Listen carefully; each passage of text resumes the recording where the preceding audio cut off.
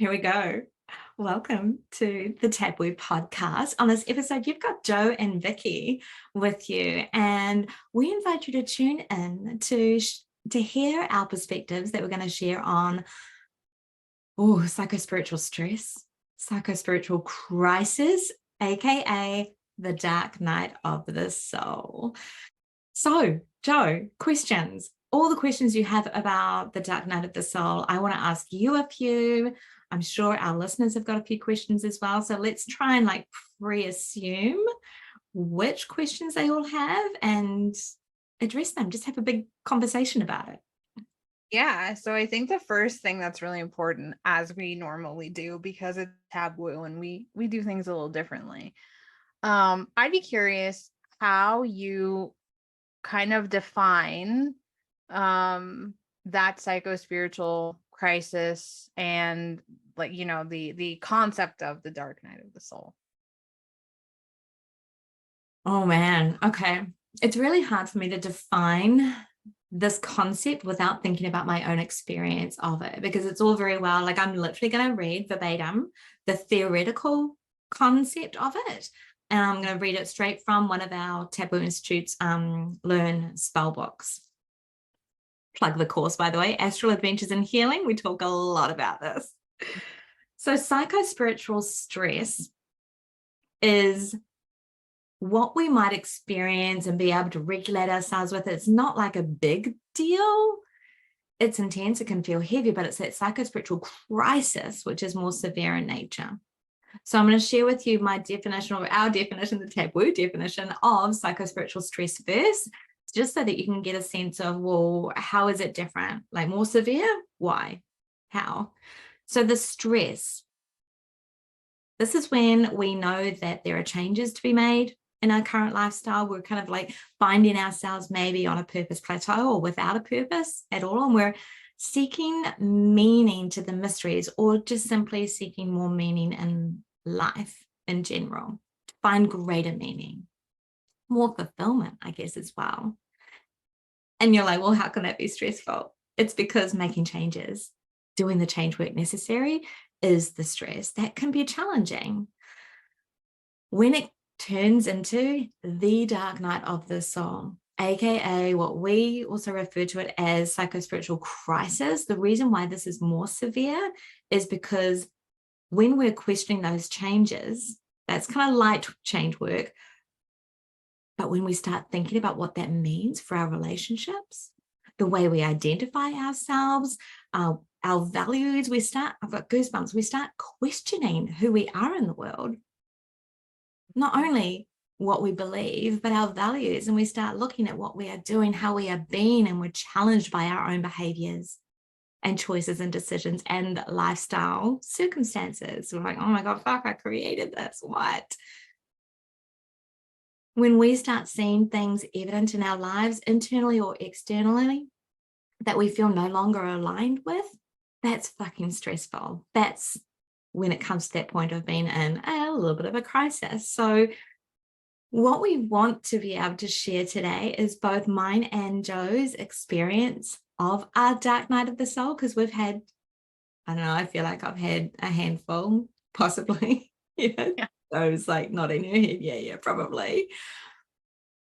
And before we do that, and Tabwoo's got its own story of the dark night of the soul as well as a company. So let's explore those three examples. And I want to preface this by saying the universe is never going to send us more than we can handle, right? So although when the crisis point hits, it will absolutely push us to what feels like our absolute limits and beyond those. And every day will be like required to like answer the call of, yep, I've got this. I can keep committing to self. I can continue to embrace this experience of being alive.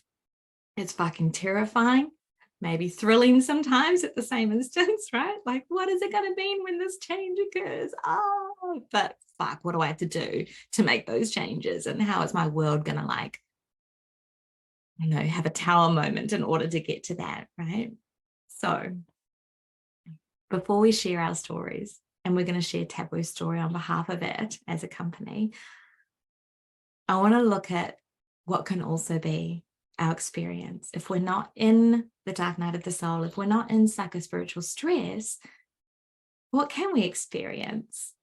It's not just mediocrity. It's not complacency. It's not just settling for whatever because you're not even questioning the change work. It's not that at all. It's like, yes, we can question the choices that we're making, the beliefs that we hold, and what we do because of those.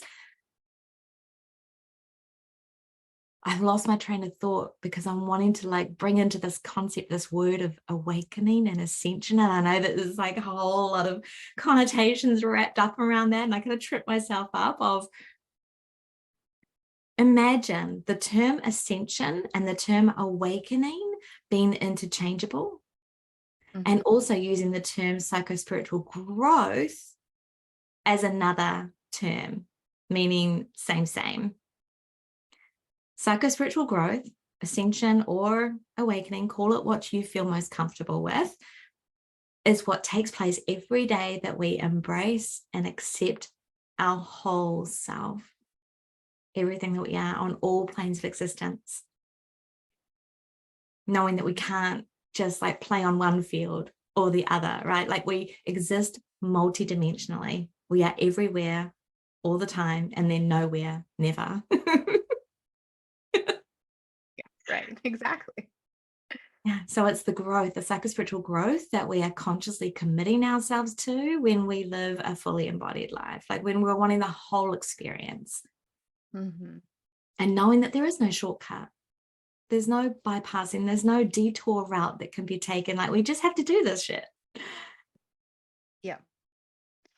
And I think it's good to bring that up because I feel like a lot of times that whether it's the psychospiritual stress or the psychospiritual crisis, usually we wait, right? That's our catalyst, which brings about that sort of like ascension or the awakening. And I don't think that's necessary all the time. I think sometimes that's just what happens, but it's interesting to sort of think about, because I think that, like you were saying, it's not a settling for the mediocrity. Not that we need to actively be seeking out the the stress or the crisis or whatever, but to be in the expansion and in the contraction and realize how important that descension is in order to implement what's going on. The phrase descension, can we go off on a side tangent and just clarify that concept for everyone? Because we hear ascension a lot, especially in our spiritual transformational arts communities. And what I notice, a lot of practitioners and thought leaders, even author speakers, I think there's this missing piece, or like there's only half the picture being described, which is ascension and how important that is. Like there's this emphasis on elevating your consciousness and like having higher vibes, and like there is I don't want to say there is harm in that, because if misunderstood, there's harm in that. Sure. So clarify with us why it's important for us to also, at the same time as talking about ascension, talk about descension. Like, what is that? Yeah, so I mean that's like the key ingredient, and it's true, like it is missing because it's not the glamorous shit, right? It's the everyday embodiment, putting it into practice and doing, like being the work. So yeah, I mean I think, like you were saying, it's one of those things where we can be chasing the shiny things all the time, looking for the next ascension, but like what good does that do if you're not actually implementing? What have you learned? How have you actually changed and transformed if you're not integrating and coming down, descending right into your body, into the moment, being in the present and walking out that knowledge or those lessons or whatever it is, right? Like you have to. Yeah, or just living and breathing human, like not even having to do anything. Yeah. Yeah. You can be embodied in a in a neutral way, right? Like you also don't have to always be doing, etc. We've got a taboo definition for dissension, and I'd like to share it with our listeners. Yeah. It is the act of inhabiting the physical and etheric planes with full conscious awareness. And how that's different to ascension, here's what the taboo definition is: the act of inhabiting the astral and spiritual planes with full conscious awareness. So dissension would be synonymous with like being human, like having incarnated in the first place, being born, and being embodied. Whereas ascension would be synonymous with like what we shared earlier, awakening or psychospiritual growth. Yeah. So do you want to talk a little bit about why it can also hurt so fucking much to be in the dark night of the soul? Not only the reason for it happening, like, oh, change needs to be made, and what is that going to mean? Dong, dong, dong, dong. And all that we experience as humans in that. But what do people try to do to escape or avoid that? Because I don't think that this is talked about well enough either. We're kind of trying to like demystify these terms that are used really almost like willy-nilly sometimes without people realizing it. So yeah, spiritual bypassing. Can you take us there for a moment? Can I? Yeah, I think it's really easy to want to go there, right? Because like you were saying, it hurts a lot to be in that space of crisis or stress or whatever. And like I think a big part of that is the unknown, the uncertainty of, well, I don't know what's going to happen next, and what if I have to do this, or what if that happens? And I think um that sort of tower moment, like you were talking about before, sometimes it does feel like sometimes it does feel like our whole world is falling down, and that is just in and of itself is like stress on top of more stress of whatever is actually going on. So the idea of change, I think is sometimes painful because it's not it's not known. It's sort of this uncertain territory, and we don't know what's going to happen, and maybe we're not sure what to expect. And it's so funny that we go there. Not that I haven't ever before. Like, yeah, totally.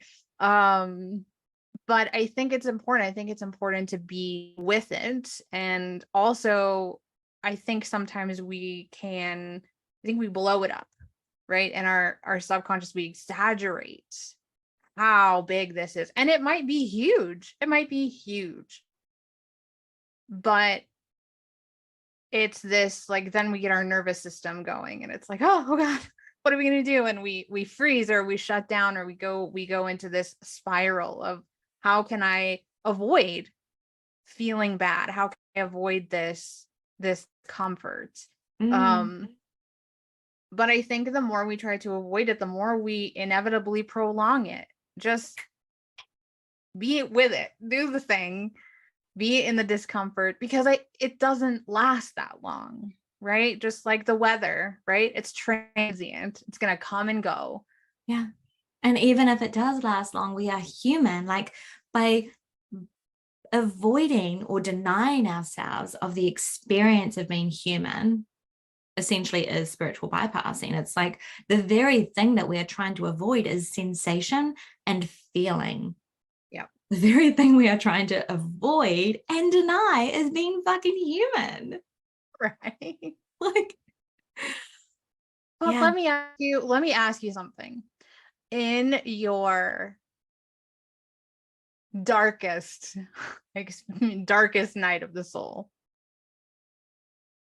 did you have moments where, even if you felt neutral, like, did you have those moments where you came up out of the depths of whatever it was you were in? Or even did you have moments where, like, you laughed because something was funny?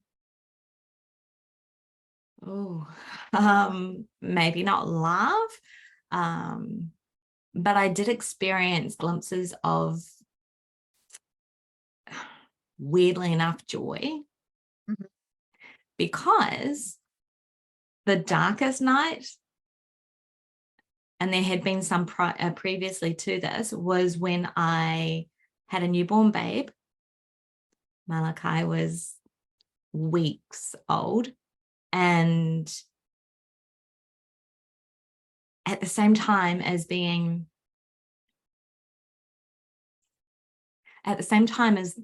that suicide was a really good option, Mm. I was also thinking how much joy I felt in my heart. Yeah. So there was probably not laughter.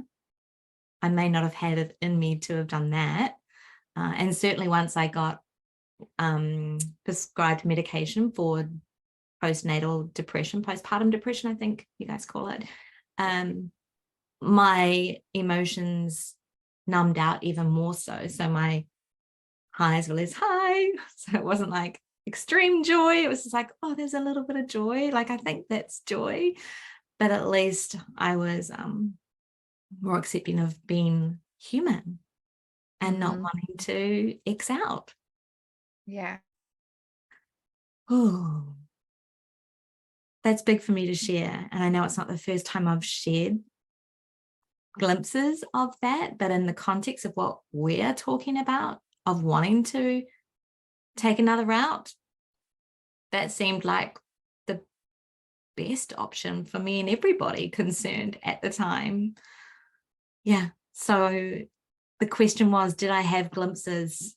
Yes, but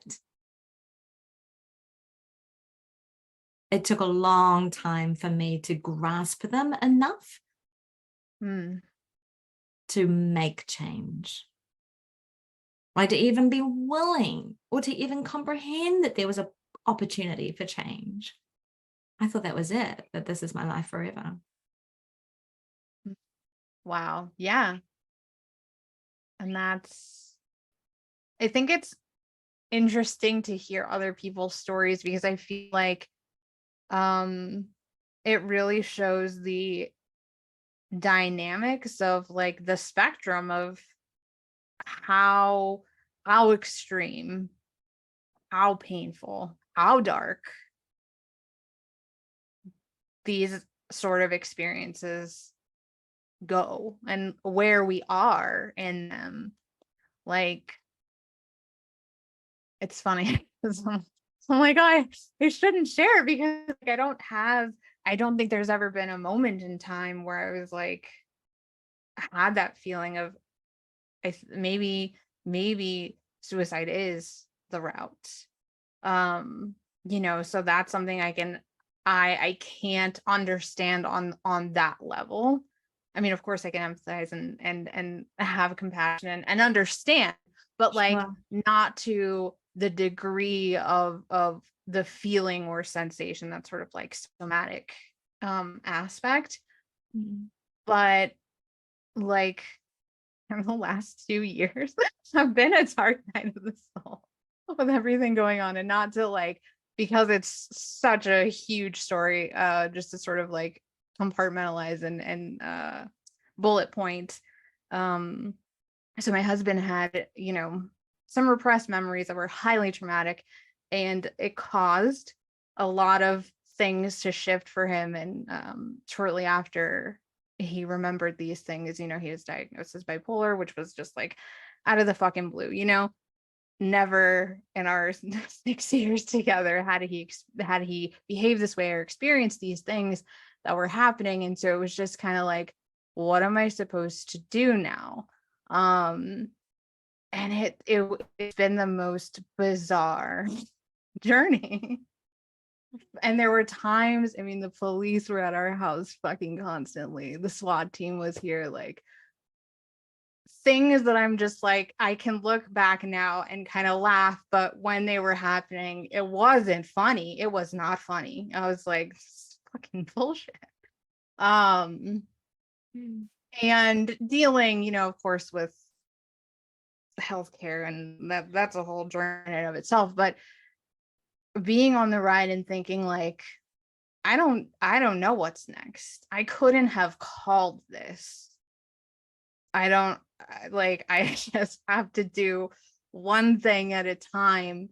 And I think that is like, just looking back at the other handful of times that I've been in that mode, is just like, I think sometimes I am in freeze mode. So I know to get myself out of that, what do I have to do next? Okay, I'm going to do that. Now, what do I have to do after that? But I think, and maybe this is like because of how I was raised, always looking for what's good. This is a shit situation, but what's good? So thanks, Mom, for that. Uh, um, it's so interesting to be able to pull what we can from those times where we felt like, I don't know how I'm going to get out of this or through this or what I'm supposed to do. But we can extract, right? Like, they don't have to be these things that are like, oh my God, that was like a disaster and nothing good came of that. I think that we can still pull so much knowledge from those times. Yeah. You reminded me of from where I drew my strength from. Like you drew strength from noticing what was good. Yeah. And I was by your side virtually through a lot of the challenges over the last couple of years. And I remember just knowing that you were pacing at one point. Like I could hear you and knew that you were pacing, like even if it was for hours and you were exhausted. And that in that moment felt like the proactive thing to do. Mm-hmm. Like I knew that you were caring for self by pacing. And now it seems so like abstract and weird. Like, how would that help? But it was good for your head. Mm-hmm. Mm-hmm. And it was good for your processing experience. So from where do we draw our strength from? There is this spark, this will and fire in our belly. And even when it feels like it's completely snuffed out, there is an ignition. Yeah. That almost like, it's like that pilot light. It won't fucking go out. There's that thing, that thread, the tendril that connects us to life itself. Mm-hmm. And it's persistent.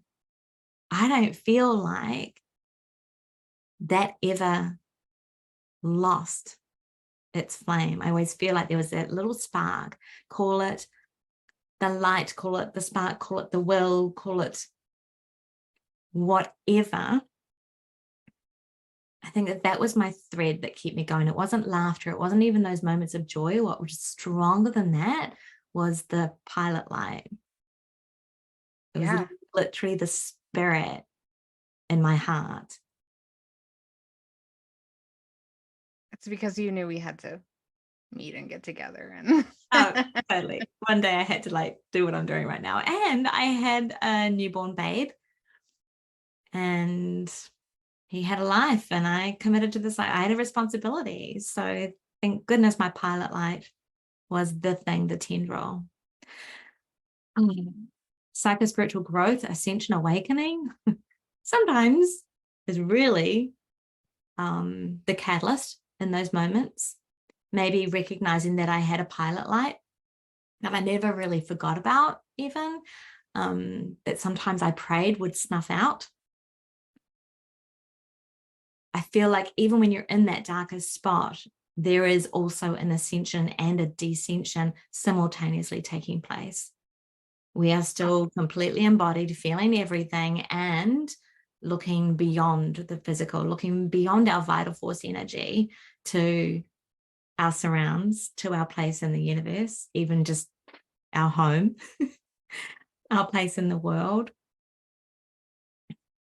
Multidimensionality is one of our key concepts in the Tabwoo Institute because of this. Mhm. accepting, embracing total self, all of you, and knowing that you belong. This is so close to my heart. I love that we're sharing this. Yeah, I was like, oh, this is such a juicy conversation. And that Mm. actually kind of what you were just saying, um, I'm curious to sort of hear how you feel about like you were saying, when we're in that darkest spot, we are in the ascension and the descensions are at the same time. And I was like, oh my gosh, yeah, that's totally true, because we're living it, we're in the moment, being there with whatever is happening.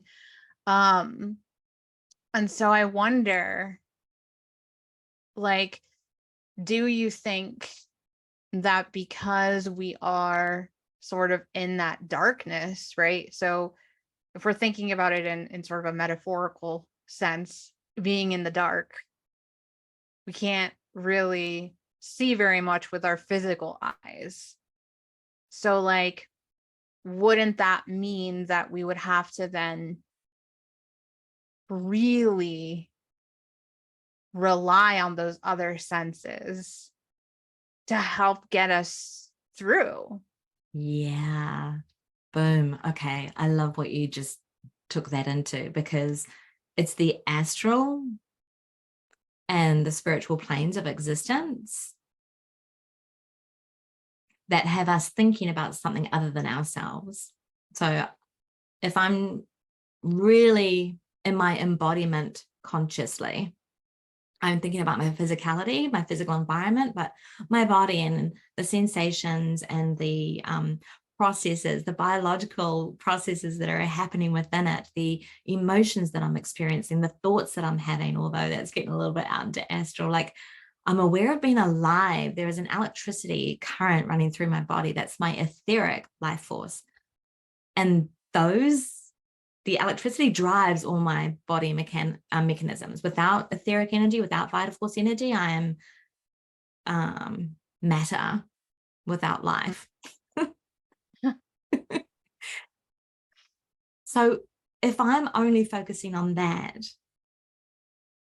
and if it's pretty dark there, and I'm so deeply immersed in it that it's painful, these feelings, these thoughts, my body that aches, my heartbreak, whatever it might be, that can be so incredibly overwhelming that we want to experience something else. Like, give me something else, give me respite. I've heard of people share this archetypal moment in their lives where they have been down on their knees, praying to whatever they pray to, even if they didn't think they prayed at all. Like this moment where you're down on your knees, just surrendering to something else to take away the pain, to give you at least some kind of respite or some kind of light, like let me see something at least.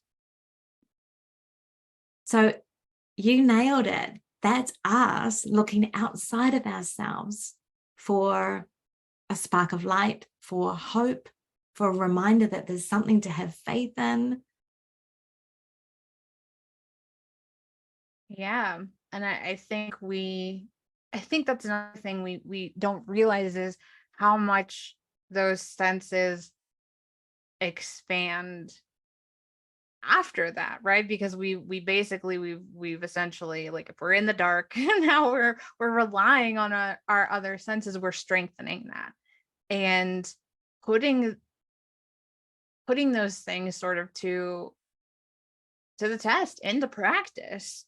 um and I don't think it's a matter of like, oh well, next time I'll be absolutely 100% prepared for when a situation happens. Like, I don't think that's necessarily the point, or really always possible, but we have more of a foundation of resilience for if and when we do have another one of those moments.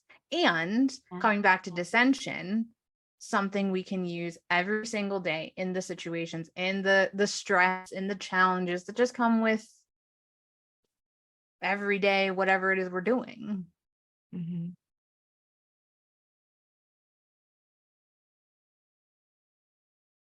Tabwoo, Dark Night of the Soul. The company's been in one for several months. share with us how that's manifested, what that has been like, how the team's experienced it, or at least your perspective of it. Yeah, it's felt like a very it's almost like this weird limbo, where I think the pain was really in the like, which direction are we going, and having to just like float in neutrality without a direction, without like, because for so long we've had all of this direction, and we knew exactly what we were going to do for this month and the next month and sometimes the month after. And so we've gone through so much. Even when things change at the last minute, there's still this structure of, here's kind of how we do things, and so nothing is really all that much of a surprise. So being in this place of limbo and like Lexi and our conversation about like this, and we all felt it, that need to push the launch, and just not, yeah, we're not gonna do this, we're gonna we're just gonna put a little pin in that, was needed, I think, because I feel like what created this sort of this dark night of the soul for us was this like um this continuity of all the things that were churning all the time. And I think it's like being in the limbo is painful without the direction, but I think at the same time it's also helped us realize, wait a minute, where do we really want to go though? And I think honoring like how Tabwoo wants to grow. What does Tabwoo want to do, rather than what's my will or what's Vicky's will or what's like what, how are we going to force Tabwoo in this direction? So I think it's been fascinating to have to like be in that space of like, oh, I don't know what like, our days look so different because we're not on the usual train of things. And it's been, I think, just even in our call last week, talking about how we envision things going and what Lexi wants to do,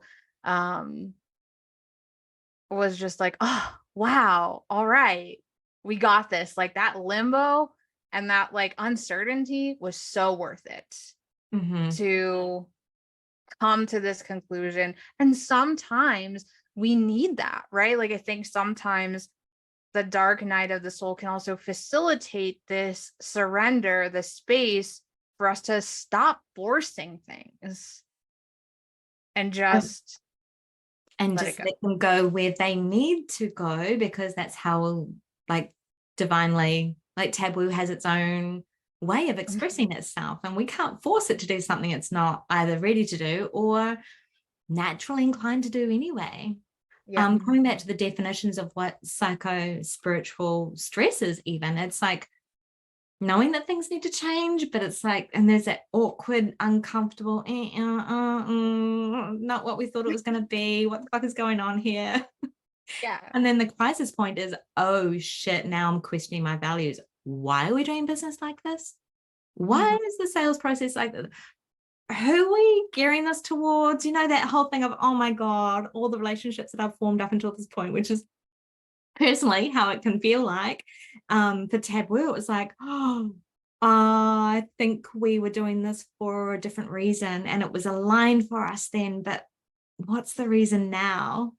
And that limbo time, like literally we're in the dark. We just had to surrender to the dark and hold one another's hands whilst we sat in it and let the creative cauldron percolate. Like, let's just continue to feed our vital force energy, do what we can to embody our craft and our roles. And our faith has been strong these several months. Like as a team, we are stronger than ever. We belong like we never knew we could belong before because of what we've been through together. And I'm sure I'm speaking on behalf of the entire team when I share this, of it really is you know, when you go into a relationship and it takes that little challenge to take the relationship to another level, and it's either going to make or break you. Yeah. I feel like we've either been making or breaking relationships with team and community, and like whether it's people on the email list or people on the Facebook group or like people on our like contracted to our team, there's been this process where we're really having to accept what's not working. Yeah. And experience grief and heartache and awkwardness, and it's been unsettling for team and students alike, and possibly for our community as well, like all the changes that have had to be made, and we are forever open to what Tabwoo evolves into next. Now, without having our agenda on it, letting it be its own creature, its own entity, its own vehicle of self-expression. And it also helps to look at the astrological natal chart of Tabwoo to get insights, because Tabwoo has a different voice around the team meeting. So you need to take that all into consideration as well. And astrologically speaking, for the transits that have been happening for Tabwoo, Dark Night of the Soul was probably, it was like on the cards right now for the transit. So I think we've navigated it with grace and a little bit of gumption. It's true. It's true. I think we, even when, like you were saying, like holding each other's hands in the dark, not really knowing, are we going this way? Do we want to do this or that or how? And I think it really did help us cultivate this like even stronger connection with each other, with the company, with the direction that we're going in. And like on top of that, I think just being able to express what visions we see for moving forward, and like what Lexi wants to do is like, I mean, it's also created a lot of freedom. And so Liberation and freedom. yeah, Yes. Yeah. Not just yeah, healing, so but liberation as well. Yeah. totally. And so Lexi, you know, she's able to take that space and that time now to do what she wants in the creative ways that she wants to do, without like, oh, I need to like, you know, coordinate with them and we need to do this and blah blah blah. And I think that's really good for her to be able to do that and like stoke that fire and come back into the creativity that I feel like she had.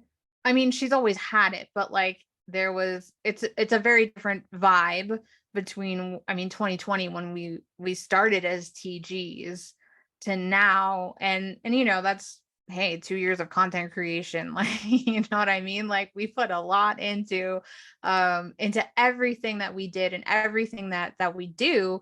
So I think this is really going to fill her cup in a different way. And I think that you and I sort of being there to support Tabwoo the way that Tabwoo wants to do its thing, like I think that's only going to further support Tabwoo's expression of like, oh, actually here's what we're doing. And like, yeah, we had this I always see Tabwoo as an individual, right? So like, you know, it's like Tabwoo's growing up and it's not going to stay the same forever and ever, and like that's okay, and we're just going to go through the cycles and seasons with it. And like, you know, it's also, you know, great that Lexi trusts us to to take the keys to the castle and to deliver and to nurture our students, our audience, because I think that that's what you and I just sort of love and naturally do anyway. Not that she doesn't, but you know, like she gets to, especially as she's evolved and changed as a person, like a mom, you know, like she she's in a different cycle and season as well. So Yeah. I love how recently, I think it was today, we just kind of it dawned on us that the Tabwoo Institute is like the education hub, right? Of course, it's an experience. Ask any student what if they had an experience, and they'll be like, yeah, life-changing. But it's educational based. And then there is this whole other, what I see now is another department, which is experiential based. And the Department of Education is like Vicki and Jo. And then the Department of Experience is Lexi and all that she's creating right now and being inspired to birth out into the world. There is an entity that is Tabwoo that is beyond its founding mama, right? Like there is the need for it. I remember when Tabwoo went through its awkward tween kind of ages. And then it grew up and it became a teenager, and it's like, I don't want to do purple anymore. R.I.P. purple. Yes. We miss our purple. Like, we still see Tabwoo as being, you know, our purple little baby. And we're like bringing parts back. Like Tabwoo will always have like a little dose of purple, but it's very subtle. It's like a hue of purple, but it's like, well, now it's become more mature. It's like, actually, I'm independent and I don't need my mama necessarily anymore, but can she still stick around because we really love her? And so Lexi's obviously always going to be the one of the cool hosts for our students, because the experiential calls that Lexi hosts are magical. Yeah, absolutely. So being able to support our students in an experiential way. So the dark night of the soul for Tabwoo is there is growth. There is a more conscious act of descension and ascension occurring that we are feeling good about. It's like, yes, we're good about where not our baby. It's not our baby anymore. We're good about where our kids go. My son is 17 now and he's just making his own decisions and he knows what he wants to do. And I'm like, fucking cool. Like, I'm just like, wow, look at you making your own decisions. That's kind of like what Tabwoo's like now. So I feel honored to be guardians of Tabwoo and the castle. And the podcast is, I don't know, like, what happens next? The podcast is always our place where we share perspectives and where we invite everyone who's listening and tuning in to share yours as well. Yes, education is like our jam. Tabwoo, like taboo and woo, are always going to be our topics of conversation. And I think Jo and I feel, tell me if I'm right or wrong here, feel even more excited about like the broadness of what we get to talk about now that we're not so busy creating content for the inside experience, how we get to now be on the outside of the castle even more so than ever, being with community. This is what I desire, the connection with community. I feel like I not only have the time for it now, but I have the bandwidth for it. Not only that, I have the desire for it. So I see the podcast as being one of the platforms for that. Do you want to wrap up our episode with your wise musings? Yeah, I agree. I think that the last thing I want to say here on the topic of all things is the dark night of the soul doesn't last forever. And it's so beneficial to be in the ascension and the descension. And I know it's kind of it can feel like a very jarring cycling of going, ascending and descending, or feeling like you're in that simultaneously. But coming back to your foundation of strength is really where it's at, right? Like you got up to this point and you have what it takes to go further, even when you're at that darkest point. Like, absolutely, you have it in you, even if it doesn't feel like it, right? One step at a time, even if it means, what do I need to do next? Okay, I did that thing. Now what? Like, coming back to that sort of inner well of fortitude that you have as a human being. Love that word, fortitude. As you said it, I was thinking about vital force energy, like trust that your astral spiritual dimension of self is going to survive this, because that's what it does. Yeah. You are alive. Your physical body and your etheric body need tending to. How do you look after the etheric body? You vitalize it, you revitalize it. How do you do that when you're in the darkest moments? For me, it was eating. If I could just stomach that smoothie and get some kind of nutrition in me, if it was seeing some sunshine that day, if it was available, meeting your basic needs is sometimes the biggest, most difficult changes that we can start making. If you have the courage and the will to feed yourself, to bathe yourself, it might not be that you have the will to reach out for support yet, even.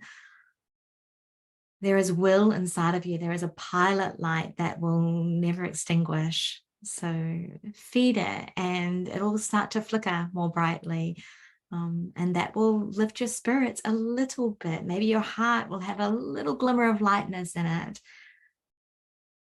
Keep fueling your pilot light, and you will surely, at some point, your flame will burn strong and bright, and you will shine like you've never shone before, because there is treasure to be found in the darkness.